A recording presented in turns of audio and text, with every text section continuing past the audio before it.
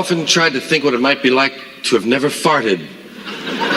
And suddenly have that happen in your 30s, maybe. I just had never farted before, and one day the inevitable, man.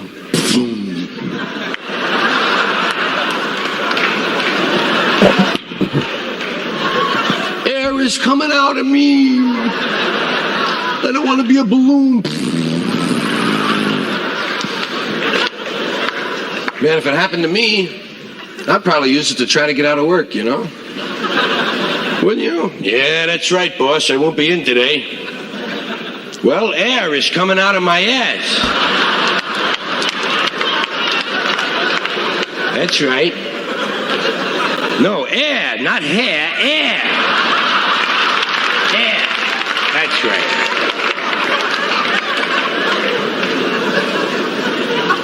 Well, I don't know. I think I might have picked it up from the dog.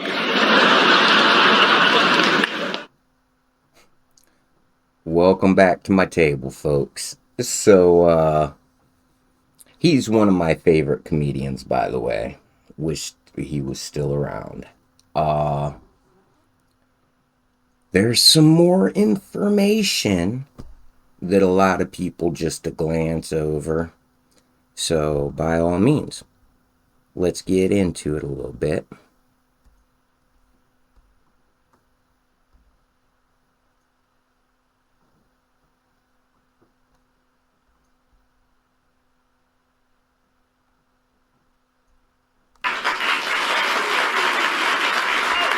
Charlie, Alex Soros, George's son, just met with the VP candidate, Tim Walz. You know the family's influence, especially in areas like criminal justice, immigration, voting rights, extremely left-wing. Should we be worried? I thought that Tim Walz was a regular guy. Yeah, and the picture that Alex Soros released on Instagram and on Twitter is like political suicide right there. Mm-hmm. You have a guy in a billionaire's apartment in New York City with the cityscape behind them. And of course, this guy inherited all of his money from his daddy.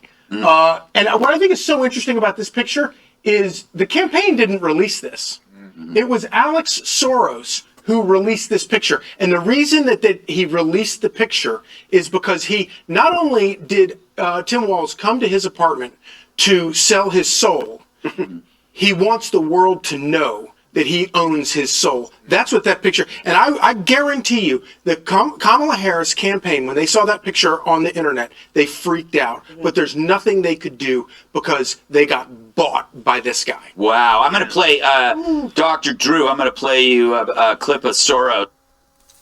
Now, for some odd reason, looking at that picture,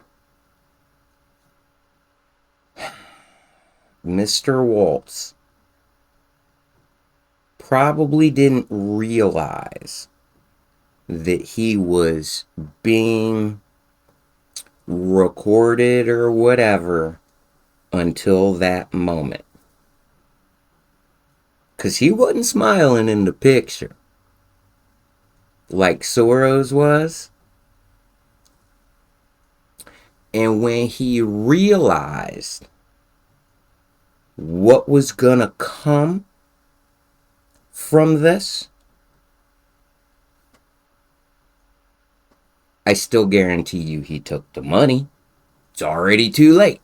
Damage is already done. I love these smart people. Anywho, let's go ahead and hear a little bit more about this. This was at Davos. I used to go there a lot, not anymore. Talking about Trump earlier this year. Roll that. Institutions are also about people. We just heard this point about untrustworthy people, and we talked about things in the United States like checks and balances, which aren't written anywhere but are customs. And one man, Donald Trump, literally came in and just took that all away. Dr. Did he though? Did Trump just come and take it all away, or just take it away from the other side? And don't get it twisted, folks. All of those people golfed together. They're all in the same club. Drew, what do you know about this Look, guy? this is to me is the most horrifying story of the night. I come from the great state of California, which is post Scary. Harris AG, Soros, DAs all over the place. It's a catastrophe. If that's really the guy dictating their policy, I can't believe anything she says. So all those pleasantries that were empty, that weren't specific, if this guy, as you're saying, Charlie, has the specifics, we should be just mortified because it destroyed California. Well, I mean, look at New York, Kat. I mean, all the Soros-funded DAs, wherever they've gone, we've seen violent crime go up. I just think it reminds me of when Bernie Sanders was shouting about billionaires and then the next guy to speak at the DNC was a billionaire. Yeah, I mean, maybe he was just yelling at him for being a billionaire. I don't know. Scary. Obviously not. You should be scared. No, I mean, Scared, like I'm scared. every policy that has created suffering in this country That guy. has been, you could trace it back. It goes through the local elections for these DAs. They were Soros And funded. the border policy too. Yeah. His NGOs and stuff. If that's where she's headed, I don't know it doesn't matter what comes out of her mouth. Yeah. What say you, Joe? My question is, if you're out to dinner with a billionaire, when the check comes, do you even bother to do the fake reach No. for your wallet? Like, how far back do you just do like a real token, like, thank you? Do you know that this guy's engaged to Huma Abedin, which was the former wife of Anthony Weiner? She knows how.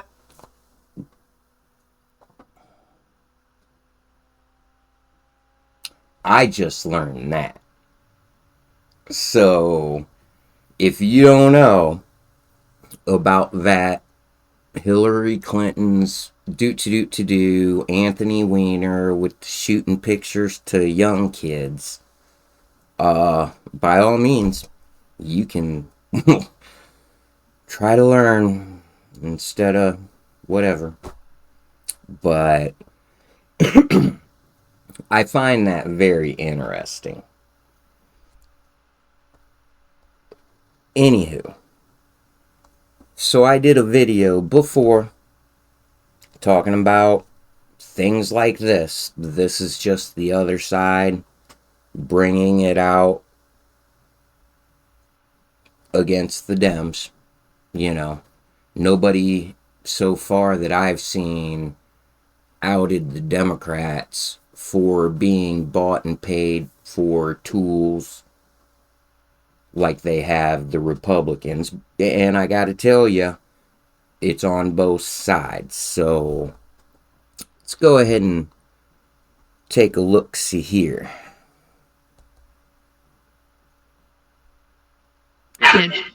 Just to remind you. So listen to what Trump has to say about his allegiance to Israel and to the donors, to his Jewish donors. Watch this. Just as I promised, I recognized Israel's eternal capital and opened the American embassy in Jerusalem. Jerusalem became the capital. I also recognized Israeli sovereignty over the Golan Heights. You know, Miriam and Sheldon would come into the White House. He means Miriam and Sheldon Adelson, his billionaire donors, who gave him $100 million already for this campaign. And listen to what he says here. Now, all I'll tell anybody is that's his friends. Those are his friends.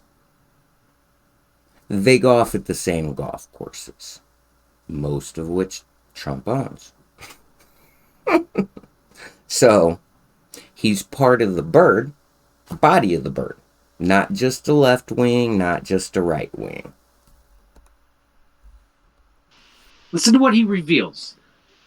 So they'd come into the White House. Would come into the White House probably almost more than anybody outside of people that work there. And they were always after it. As soon as I'd give them something, always for Israel. As soon as I'd give them something, they'd want something else. I said, give me a couple of weeks, will you please? But I gave them the Golan Heights and they never even asked for it. You know, for 72 years, they've been trying to do the Golan Heights, right? And even Sheldon didn't have the nerve. But I said, you know what? I said to David Friedman, give me a quick lesson, like 5 minutes or less on the Golan Heights. And he did. And I said, let's do it. We got it done in about 15 minutes, huh?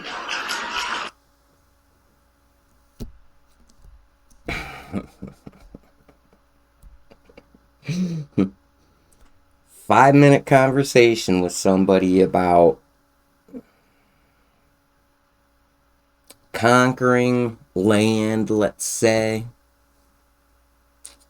And he got it done within 15 minutes. That's the type of leadership Donald Trump will produce for his friends. That's it. It's not necessarily about the money, like Jimmy say. He's got enough money. He's got enough clout, which makes him part of the body of the bird. So, this is the part I love about how Trump just puts things.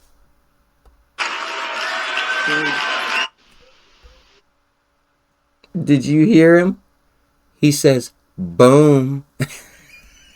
I love that shit. Because actually, that's what he did. It was like a boom. Sadly enough, a lot of innocent men, women, and children felt the boom. This guy. I listen to his speeches, not just to be informed, but to laugh my ass off on how he actually says things. And it's like nothing for him. You know? So, anywho, I'm not going to take you through the rest of what everybody else says. Because, like, whatever. So then, let's go ahead and take a look-see right here.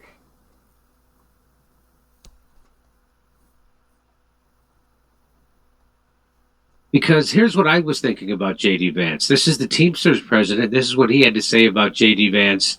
First of all, he's got great initials. But here he is on the Teamster president talking about J.D. Vance and how workers support him. J.D. Vance, the short time that we've worked together, I mean, he's been great on Teamster issues. He has supported, co-sponsored an airline manufacturing bill that addresses outsourcing of critical airline maintenance to China. By all means, if you did not hear that, I believe that you should re-listen to that, because that is the Teamsters leader. And what he just said is that J.D. Vance helped co-sponsor and support legislation to export airline maintenance to China.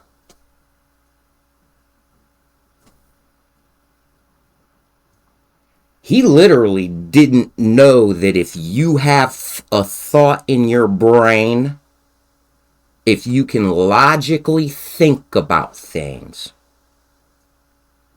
he just outed J.D. Vance for not being American while he was senator, not looking out for America's best interest.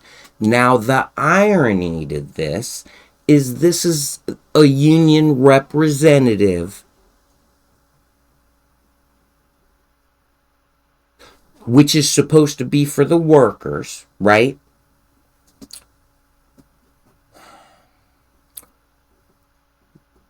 I would love to ask any airline maintenance person that is in the Teamsters union that actually lost their jobs. But even before that, they lost their jobs. I would say, you think it's a good idea to, like, instead of you do your job, that we as a company in a union export your job to China? Like, are you willing to move to China? Nobody's going to ask that question to them. Most of them, more than likely, are unemployed. Thanks to their good decision making and stuff, right? Anywho, let's hear some other good stuff JD Vance did in 2 years worth of being a U.S. Senator for the great state of Ohio. He's also supported paid sick leave for our railroad workers. Did he? Did he really? Now, the motorcycle that you can see in some of my pictures on Russell Congress, I bought my motorcycle from a gentleman that worked for the railroad. It was approximately right before they went on strike. So because I keep up with current events, I was asking him about, his job and stuff. And because most folks have an opinion, he was telling me all about how they're going to strike because they have to, if people don't show up for their shift, then you got to stay longer. Sometimes that means working 16 hours a day.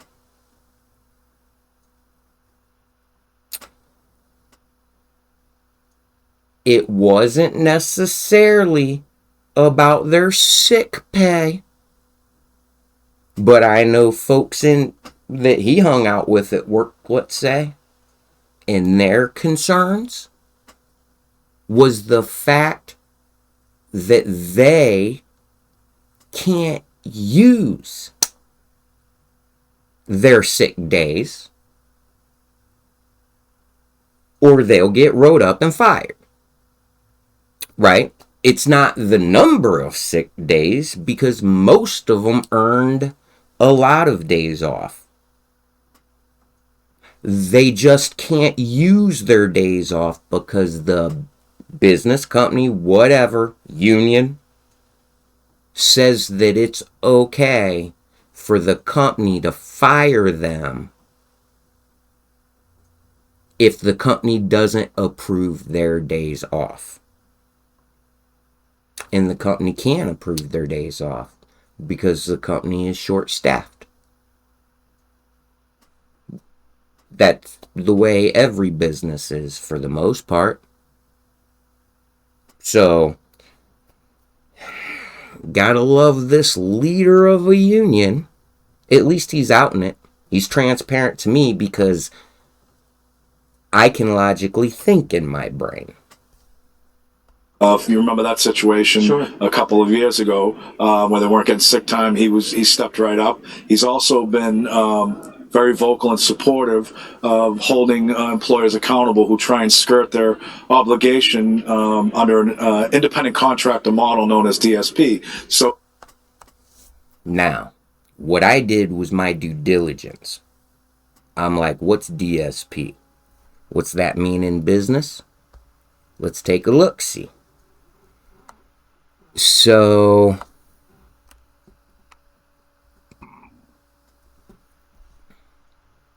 in business, DSP stands for Demand Side Platform, which is a software that helps individuals buy digital advertising which is a software that helps advertisers buy digital advertising automatically. DSPs are a key part of the programmatic advertising ecosystem and help advertisers reach their desired audiences in real time.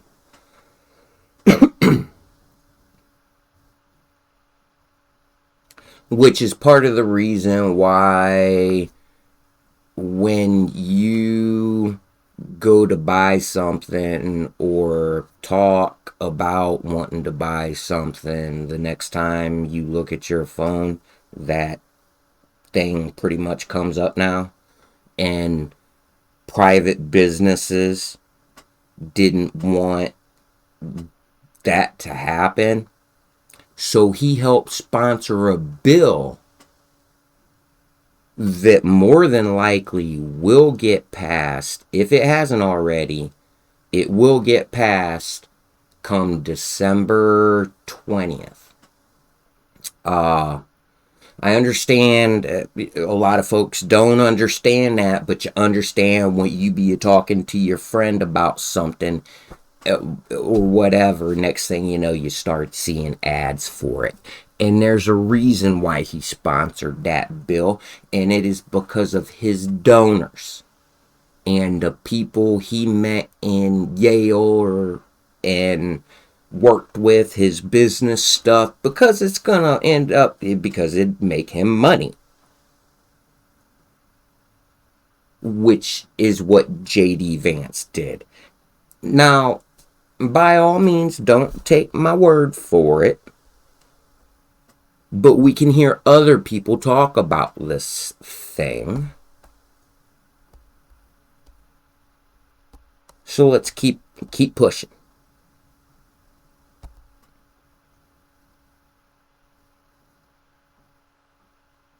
I was born, and nearly every foreign policy position he's held has actually been wrong. Okay? So whatever your views, if I can impart something really, really important to you or anybody else who's listening on social media or otherwise, it's that we have to be open to new arguments. When people say something that challenges our preconceived notions, if your response is to sort of think about it, that's good. Whatever conclusion you ultimately come to. If your response is to kind of seize up and immediately repeat the slogans that we've all heard for the last 40 years, you are part of the problem. I was born. Now, that is the exact reason why definitely in this climate, I am staying to myself. I don't go out and talk to folks that I normally talk to. I'm not going out trying to meet new folks. I am just sticking to myself because I am sick to my stomach, whether you're Democrat or Republican, hearing these people doing exactly what JD Vance just said. You're part of the problem. And you have no solutions. You're just repeating talking points or whatever. And I'm like, I already know what they're saying. And I know we need to fix it.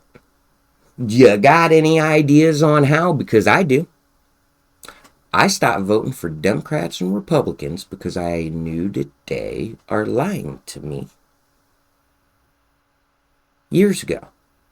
I always show up to vote, and the only chance we have is if more people would do what I do, which is look for people that you can vote for that aren't Democrats and Republicans, because they're all bought and paid for, which means they're not going to do what we want them to do. They're going to do what their donors want them to do.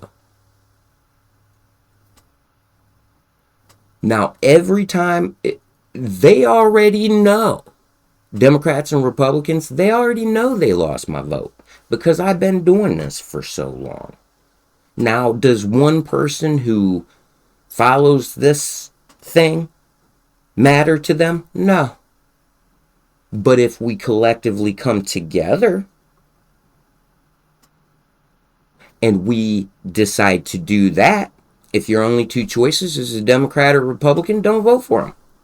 But I can tell you right now, in the greatest state of Ohio, you can vote for somebody else for president. You can vote for somebody else for your U.S. Senate seat, which could be me.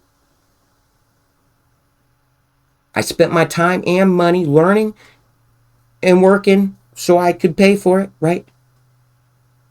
To give you guys a third choice.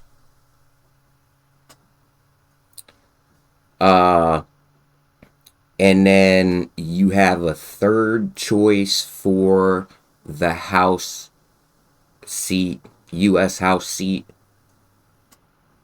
in this next election against Jim Jordan. Now, everybody else, that's all I'm going to go vote for, are those three, because those are the only three choices I have for my ballot. It is up to you to go to your county elections website. I made a video how you can do it. Every county's website's different, but whatever.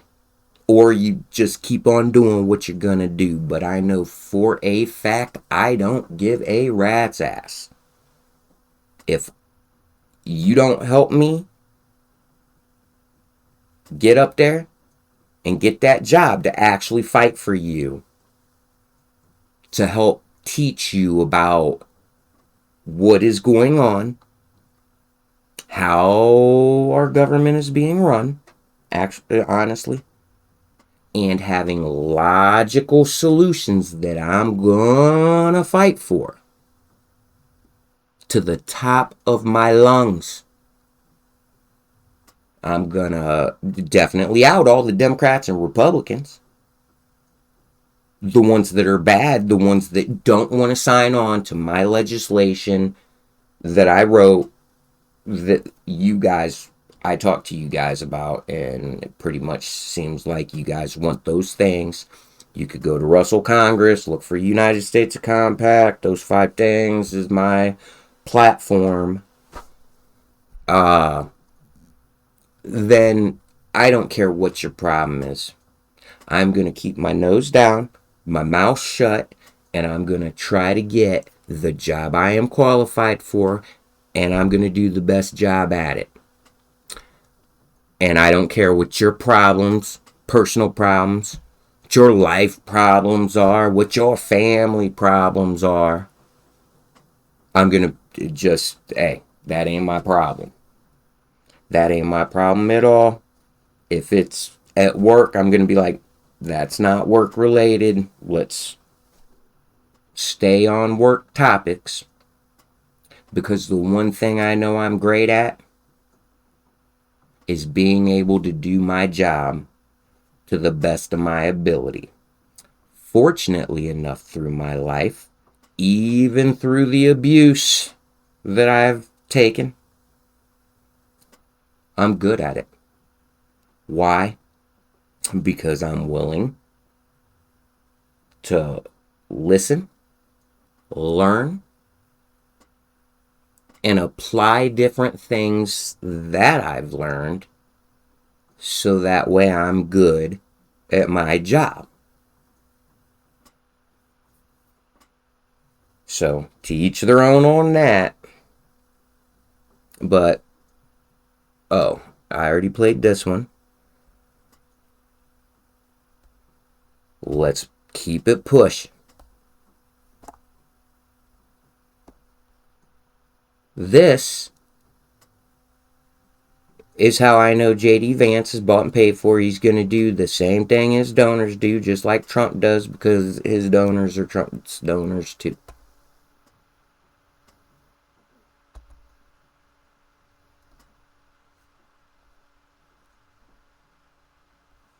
Tell me, what's so bad about J.D. Vance's connection with Peter Thiel? And do you think that the money that Peter Thiel is giving to it sounds like a stupid question as I'm saying it. Do you think that the money that Peter Thiel is given to J.D. Vance is going to manifest in more surveillance state activity from J.D. Vance and Donald Trump? Yes, I absolutely do. Not just because, in general, politicians, when they're in office, in contrast to what they say on the campaign trail, when they're in office, they do what their donors tell them to do. So I think that's what we're likely to see in a second Trump administration, particularly with J.D. Vance as the vice president. Keep in mind, Peter Thiel was a major donor to Trump during his first campaign cycle, played an outsized role in his transition team as a result, and had major influence over people that were put in Trump's cabinet, particularly in the Pentagon, which led to an explosion of contracts between the U.S. military and Palantir during Trump's first term, as well as other defense startups and military and intelligence contractors that are funded by Peter Thiel, which include Clearview AI, which is a facial recognition company, and Anduril, which was created by Palmer Luckey and Trey Stevens. Trey Stevens being a big part of Thiel's founders fund, and Palmer Luckey having been a Thiel fellow that sold his VR company Oculus Rift to Facebook while Peter Thiel was on the board of Facebook. And as far as J.D. Vance is concerned, J.D. Vance not only really owes his political career to Peter Thiel, he also owes his previous venture capital career to Peter Thiel, because it started at a Thiel-linked firm called Mithril Capital, and then after he went and joined the venture capital firm of former or the AOL co-founder Steve Case, the rise of... Right there is another investigative journalist that is definitely full of information, not biased on either side. Her name is Whitney Webb. By all means, look her up. If you want to learn, but if you just want to stay ignorant, look the other way and hope or pray that God will save you, good luck. Now, like I said, you have a third choice for this seat, somebody who wants to change his stars. Someone that wants to work hard for everybody. The 90%. If you're looking for that, like, share, and subscribe. Good luck to all, and to each their own.